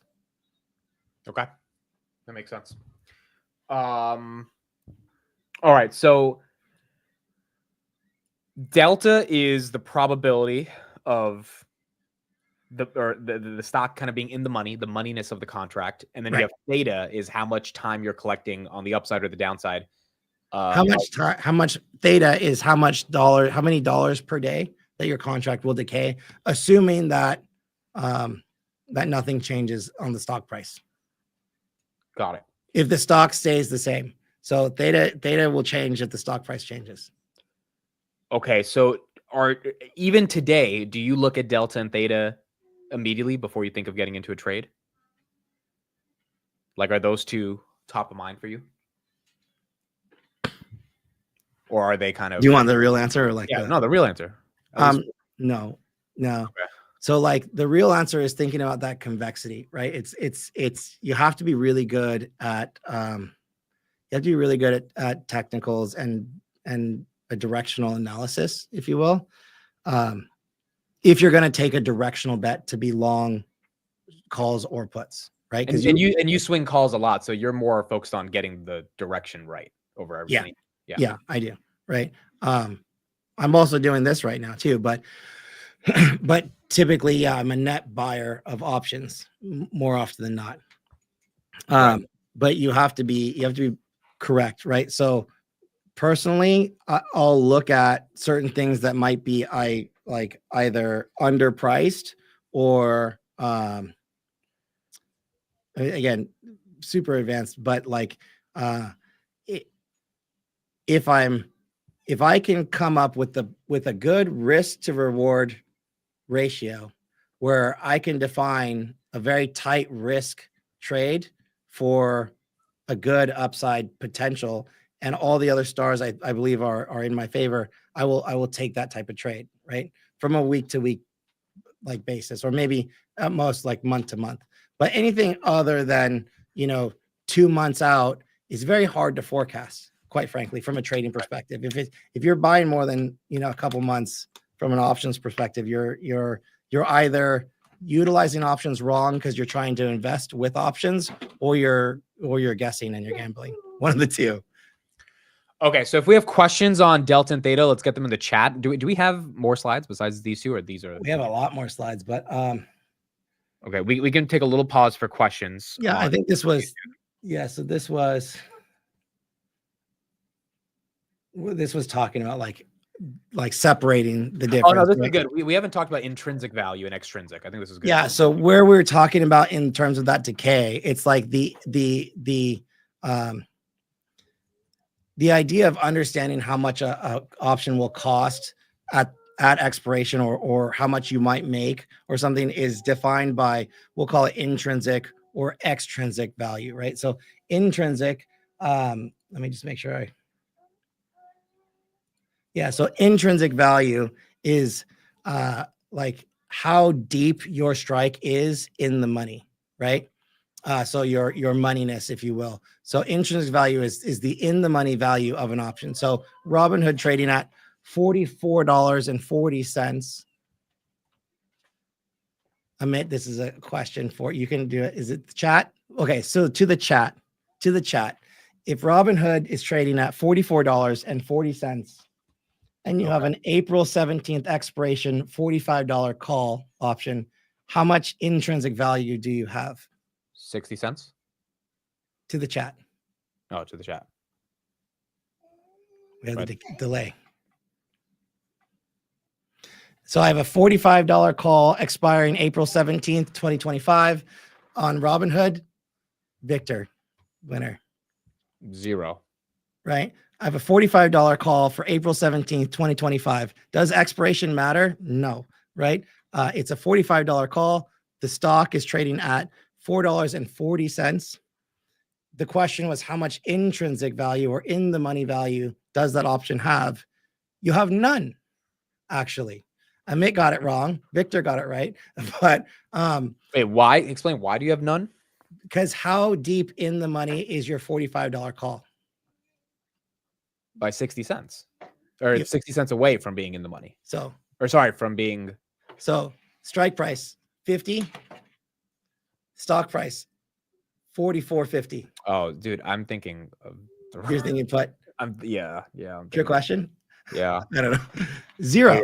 You're right. Yeah, you're right. Zero. Is it? But that's how you have to think, right? So if that, let's go. Use a real example. April 26th, $45 call. Get this. April 17th, 2025, $45 call costs $3.15 today to buy. Right. I have $0 of intrinsic value. That means that all of this is what they would define as extrinsic value. Or your time value. Or time value. Yeah. Right. Which means that is entirely at risk. 100% of that value, 100% of that $315 is in fact at risk of expiring zero. So that's a lot of risk, right? We'll do a different one. Let's do one that's legit. Let's go. Okay, definitively in the money. We'll use this $40 call option. So $40 call option, April 7th. You know what? Let's go May. $35 call option. $35 call option. This is for Amit, for all the marbles. $35 call option, May 16th, 2025. Robinhood is trading at $44.50. How much intrinsic value does this strike price have? You're saying Robinhood's at $44.50 and this is a $35 call, right? It's for all the marbles. Yes. $9.50? Yeah. So 35 minus 44.50. Yeah. 44. It's $9.50. Yeah. Right. But the contract itself is trading for $11.25, right? That would be $11.25 minus $9.50, which is $1.75 of extrinsic or time value, or how much this will erode. So this is how much this can decrease by 175 if nothing changes and this goes to expiration. So your intrinsic is your spot price minus your strike. Bingo. And your extrinsic is your the value of the contract minus the intrinsic value. Yeah. It's the opposite, basically. It's the the strike price minus the stock price. Right. Exactly. So extrinsic is the stock price minus the strike price. The best way to understand this is time value. And when you buy options, you need to separate that time value or that extrinsic value and identify it as this is what's at risk, right? And so knowing, okay, so here's a good question. Do I want to go out to January 2027 and buy a $25 strike? Oh, as a stock replacement, how much extrinsic value, how much time value, which is really what we would do, how much time value or extra am I paying to have this $25 call option for January 2027? So that's $25.95, right? It's $25.95. So the value stock is trading at, right, 44. The value of 100 shares today would be 4,450. Right. Minus 44.50 minus 25.95. So you're paying $18.55. What's going on with this? Why is this doing that? I need to clear this. Clear. So 44.50 minus 25. Yeah. That's how deep in the money this contract is, or that's how much intrinsic value this contract has. So this $25 call option has $19.50 of intrinsic value. Everything over 1950 is at risk of decay, which is right? about $6. Yeah. Yeah. So 25.95, which is $6.45 of my cost. It's 25% of that investment, if that makes sense. To get that extrinsic, you took the price of the contract currently minus your intrinsic. Bingo. That gives you your time value, that's $6.25, but that's all at risk given you're paying that premium for the ability to have these 2 years for Robinhood to get that. So that right there, that 625 or whatever it was, that 625 is what I'm really paying for the ability to hold that conditional sale agreement of options, because you don't want to pay $4,500 to buy 100 shares today. So you're willing to pay $2,500, which is significantly lower than $4,500 to have the option 2 years from now to get it. Bingo. And for that option, it's going to cost me $625. Correct. So that's really, in reality, how you should be thinking about options in general. So at that point, okay, like 25 is good. Is there going to be a big, would it be better for me to buy $25 call options or $20 call options?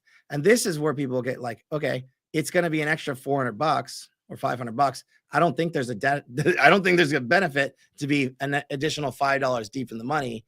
Just like after, oh my God, what's her name? Nancy didn't think it would be beneficial to buy a $50 deep, like $100 Google calls or $100 Apple calls, because there's not really that added, like, if you're wrong, you're wrong. And you're definitely wrong if it's under 150, right? And so they wouldn't have seen the benefit to buy that extra $50 worth of intrinsic value. Right. This is good. This is good shit. This makes a lot of sense. It's good stuff. So Tom, last one, and I'll just touch on this. So Tom says you're also betting volatility will stay near, well, 100 is not really the right word. But so of the Greeks, we've talked about so far delta. We've talked about theta as two like primary Greeks. Those are your two primary Greeks. All throughout this whole thing, Amit has asked me multiple times, are these things that I look at as a trader? And each time he's asked me, my answer has been no, not really. But it is important. It's what people actually need to know. So you need to know these things.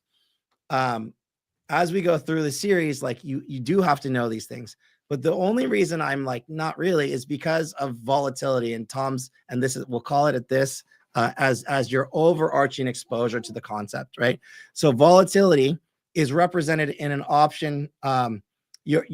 Each option is sensitive to volatility. So as volatility goes up or down, the option prices, total premium, total price of the options change. That's represented in a Greek called Vega. So the issue and why like Nancy's not going to go crazy is because Vega is way more important than most people actually understand. It's not the most important, but it's pretty damn important. And so if volatility is, I might have to open another screen. Again, unfortunately, Robinhood really does not show this.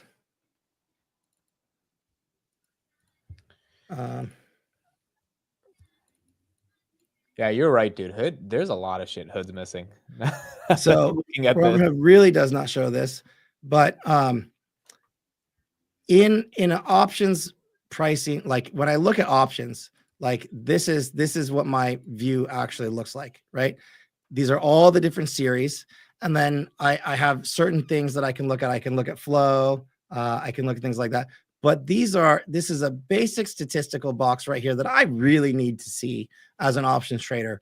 And so there's something called current volatility percentile and historical. HV stands for historic volatility, current historic volatility percentile, 95%. So Robinhood is at the 95th percentile of its historical volatility, which is true. So all of these options, by the way, are assuming that volatility is static. Options in general assume that volatility is a static factor, but we know it's a variable, if not the most important variable. When it comes down to leaps and things like that, this is where people they're like, holy shit. So you can have a delta. Let's say we like Amit wants $50. Amit's gonna hate me for this. Amit wants $70. What's a good January 2026 strike? What 70? Yeah, 70 for January 20. Okay. Yeah.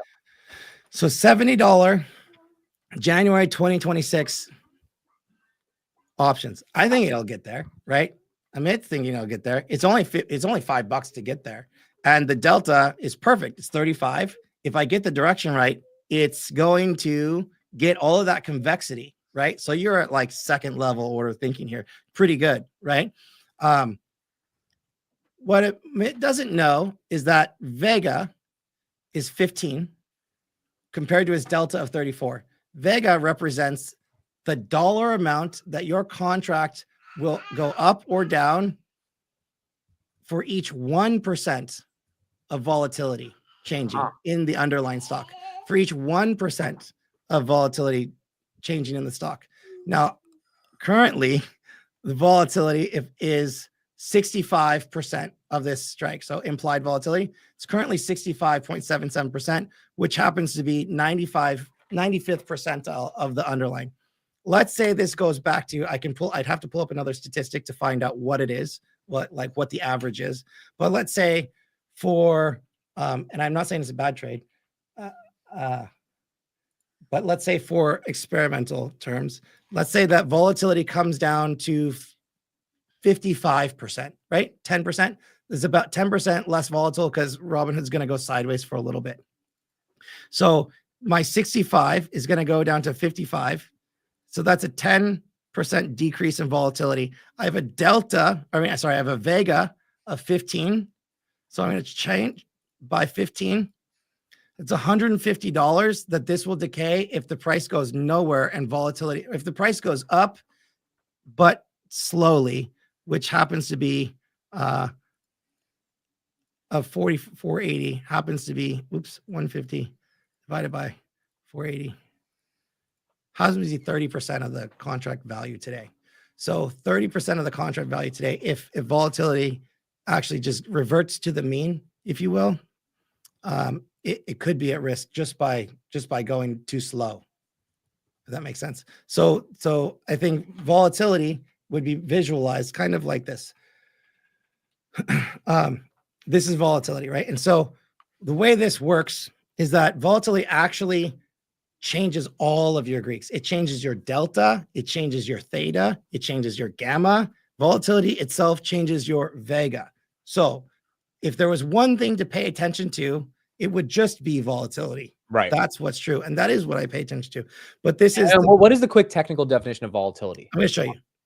Right. So if there's $100 stock, right? So this axis, horizontal axis, is the stock strike, right? So strike price. So $90, $95, $100, $105, $100, or sorry, this should be a 110, $110.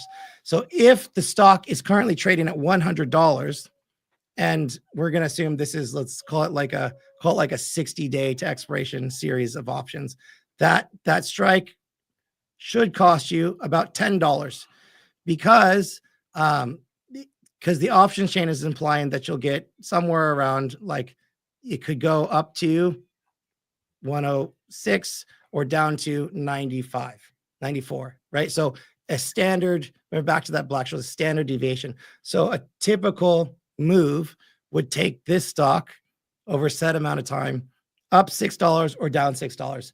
And so this is kind of like that inverse bell curve that options will do. But if volatility changes, let's say all of a sudden it has a big move. Remember, the option chain thinks that, like, well, pricing is static, right? Or like, this is how things always react, or within the last 30 days. give or take. If volatility increases, well, that means that now all of a sudden the stock can go down $8 or up $8. And the price will reflect that, where it was $10, but because of the increased volatility, well, now the options chain is going to say, nope, you need to pay $15 because this range has changed. Does this make sense? Yeah. For a $95 put or $105 call, those prices are going to also change in kind, right? Like this. And then as volatility changes again, let's say it goes back. So if you bought it when it was high, all of a sudden, you know, and volatility goes low, well, but you got the direction right. Like these prices are going to go, they're going to change. Is this what it means when people say IV gets crushed? This is IV crush. That's exactly what this is. So even though things might not have changed, right? The volatility comes down, you still have the price correct, but it's gone from $10 at the money call to $15 at the money call because volatility increased. And so as volatility comes down, well, that $15 call option can come down to $10. And if it stays flat, and I don't mean the stock going down, I mean the stock going sideways, that volatility is going to continually come down. And now it's going to be worth $5. Does that make sense? Yeah. And so this is the one, let's say I call it like a flaw. It's gone from 10 to 15, right? And then round tripped, and then like round tripped again. This is actually the most important thing when it comes to trading options, understanding this general concept of like when things are expensive or when things are cheap. That's how you really manage your risk and understanding what's going on. You don't need to look at volatility from a factual percentage term. Like I don't need to go to the option chain and say, hey, 65% volatility. Like in reality, all you really need to do is look at the damn chart and be like, all right, if something, I'll pull up a chart. If let's say it's SPY.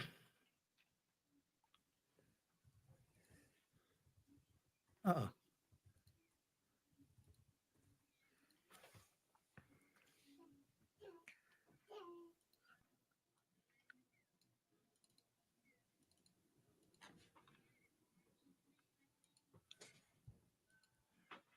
All you really need to do is if SPY is like on this general channel, it's been slow and steady up and to the right the whole time, moving in a very like basic kind of pace that's pretty measured, a measured pace, and then all of a sudden has a rapid move that's not within the same thing. Well, okay, so that standard deviation or volatility needs to change. I can just look at the chart and see it, right? So like hood, again, so no drawings.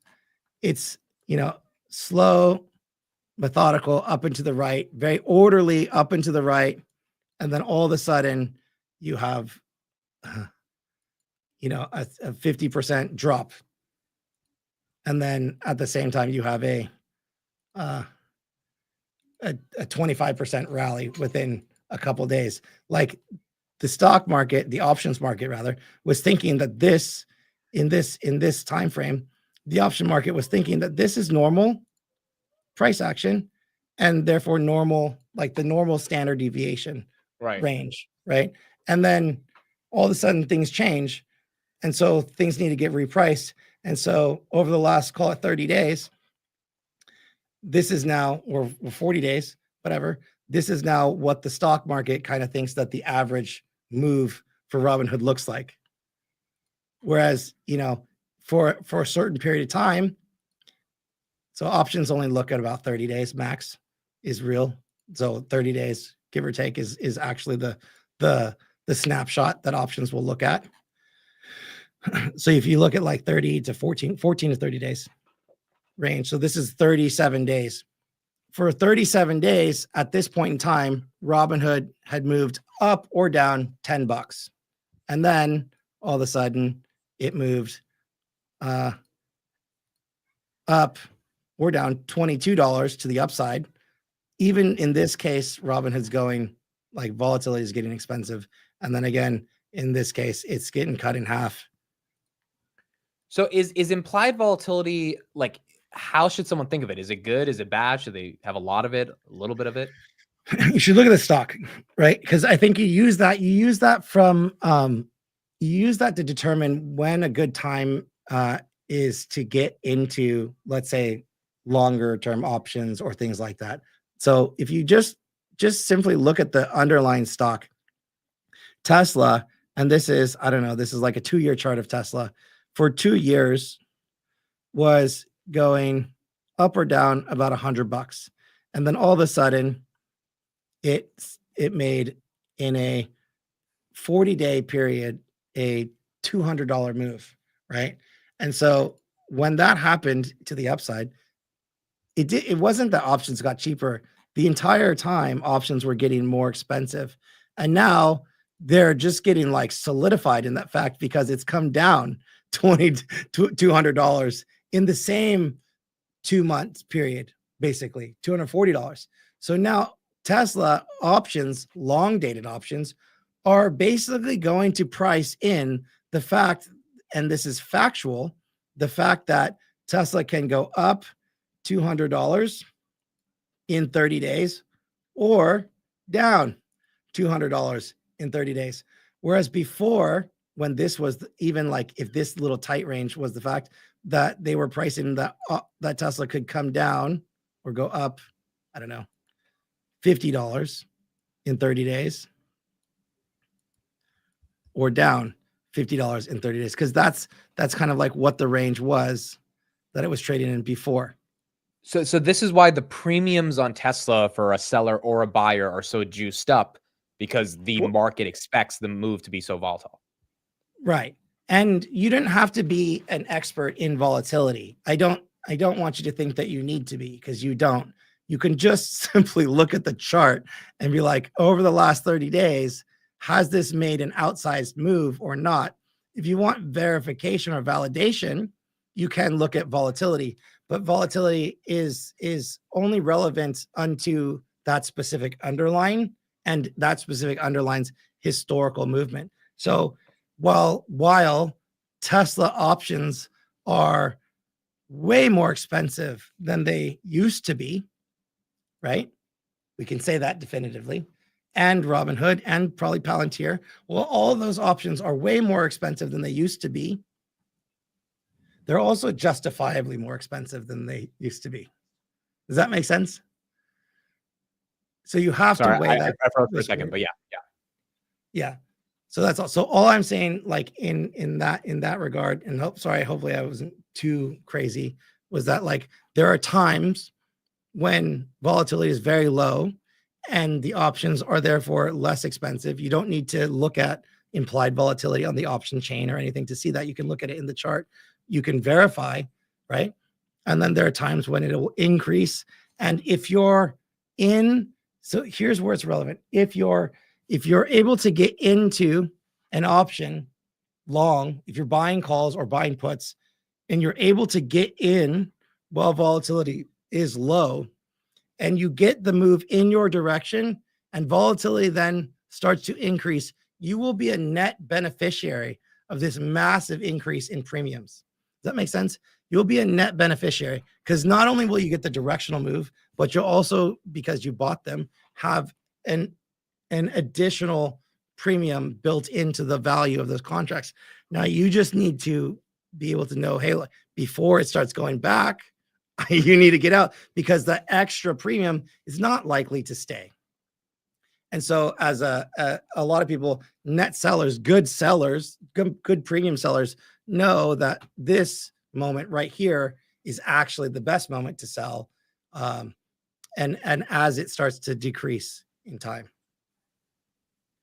How would Ivy move when options get closer to the expiration?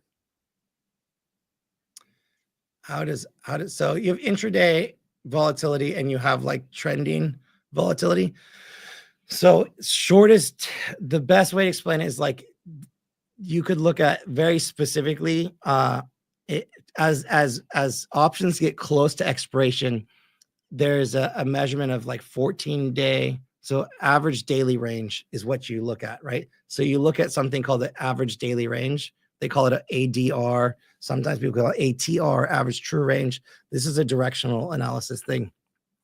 And so when something is trading outside of it's a 14-day, when something is trading outside of its 14-day average daily range, then that near-term volatility for options is in fact actually pretty expensive. And so if you're long as something as an underline is if you're long something as it's expanding its average daily range, you'll be a net beneficiary. But if you're thinking about buying something after it's made a larger move than average, if you will, your odds of winning are significantly less. Does that make sense? And this is why before earnings, there's always high IV, because huge. Because 100% of the time, every time there's an earnings report, your stock moves. It's just a matter of how much does your stock move. And don't think for a second that the pricing model isn't factoring all of that in already, because it is 100%. Right. Okay, cool. Is that most of it for today? Yeah. So we did delta, theta, intrinsic, extrinsic, and IV. I think so that's a lot, right? So it was all like overarching concepts, right? So hopefully that was, we miss that there's a lot more. So now it's like, okay, I know what they are and I know how they affect things. You still want to take your bets, but how do you stack the odds in your favor, knowing that these are the variables now? So these are the variables. How do I play them in my favor? And how do I define what the best way to trade things are? Because in different scenarios, there's different ways to trade things and not the same. You can't fit, the same type of trading like all the time. It doesn't work all the time. So, more recently, within, I'd say the last 9 months, buying leaps has actually worked for like the last year, right? You could have gone, slapped 3 letters together and probably just bought some leaps, and it probably would have worked because we had a low volatility environment for like the last year and stocks were just going up and to the right, more or less. But that's actually not normal, right? So if the market, if that trend kind of starts to change and we go sideways for a little bit, it might not be in your favor anymore. So is there a different way to trade it, right? And so that's, I think, where we would go really next.